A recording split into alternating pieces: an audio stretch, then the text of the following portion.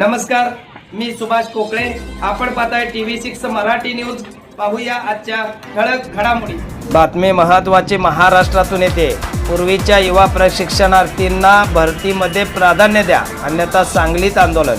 हबापत तुकाराम बाबांनी घेतली जिल्हाधिकाऱ्यांची भेट. राज्यातील 1,34,000 मुख्यमंत्री युवा प्रशिक्षणार्थी यांना राज्य शासनाने वाऱ्यावर सोडले आहे.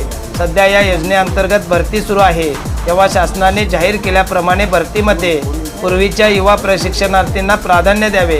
10% आरक्षण तर द्यावेच, त्याचबरोबर 6 लाखांचे कर्ज बिनव्याजी द्यावे, ही आपली मुख्य मागणी आहे. ही मागणी मान्य न झाल्यास पुढील आठवड्यात सांगलीत जिल्हाधिकारी कार्यालयावर मोर्चा व त्यानंतर गांधी चौकात आमरण उपोषण सुरू करण्याचा इशारा.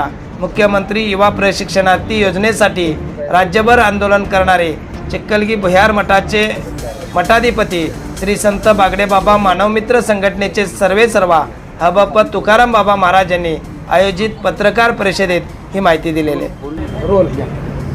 मुख्यमंत्री युवा कार्यपरिषदेच्या विद्यार्थ्यांच्या अनुषंगानं गेले अनेक दिवस आम्ही सातत्यपूर्वक महाराष्ट्रामध्ये वेगवेगळ्या जिल्ह्यामध्ये, वेगवेगळ्या तालुक्यामध्ये वेगवेगळ्या पद्धतीनं आंदोलन करत आलो आहोत.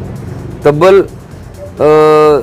11 महिन्याचा कार्यकाळ संपल्यानंतर आताची परिस्थिती पाहता तत्कालीन मुख्यमंत्री एकनाथजी शिंदेसाहेबांनी खूप चांगली योजना महाराष्ट्रामध्ये लाडका भाऊ योजना व लाडकी बहीण योजना ह्या 2 योजना इतक्या सुंदर आणल्या गेल्या की महाराष्ट्रातल्या 1,34,000 विद्यार्थ्यांना हाताला काम भेटलं आणि आनंदमय वातावरणामध्ये सुखी जीवन जगू लागले. सुरुवातीला 6 महिने, नंतर 5 महिने, असा 11 महिन्याचा कार्यकाळ संपला.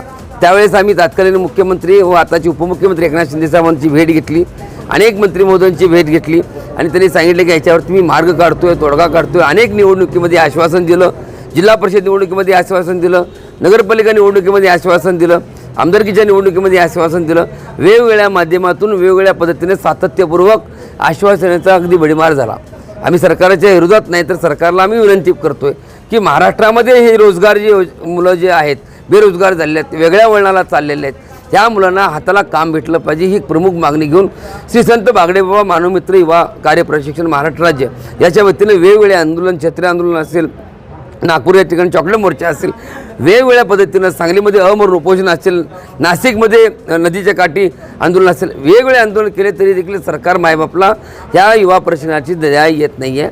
त्या अनुषंगानं पुन्हा एकदा आम्ही सांगली या ठिकाणी कलेक्टर ऑफिसांना या ठिकाणी निवेदन देण्यात येतो आहे.